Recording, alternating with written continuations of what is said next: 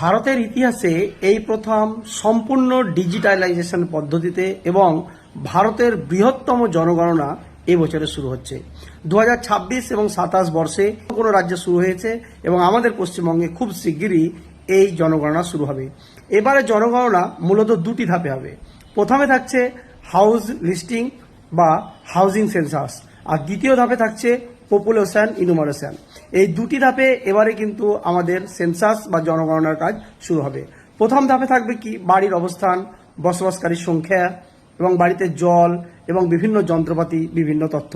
আর দ্বিতীয় যেটা থাকছে পপুলেশন এনুমারেশন, এখানে থাকবে বয়স, লিঙ্গ, ধর্ম, মাতৃভাষা, পড়াশোনা, কাজ এবং তাছাড়াও বিভিন্ন ধরনের পদ্ধতি। অর্থাৎ এই দুটি ধাপে এবারে আমাদের ভারতবর্ষের বৃহত্তম জনগণনা এবং যা সম্পূর্ণ ডিজিটালাইজেশন পদ্ধতিতে শুরু হচ্ছে। খুব শীঘ্রই আশা করছি এই জনগণনার কাজ শুরু হয়ে যাবে। তো সবাইকে ধন্যবাদ। আমার এই পেজের সঙ্গে আপনারা সংযুক্ত থাকবেন এবং আমার এই পেজকে ফলো, লাইক করে পাশে থাকবেন। ধন্যবাদ।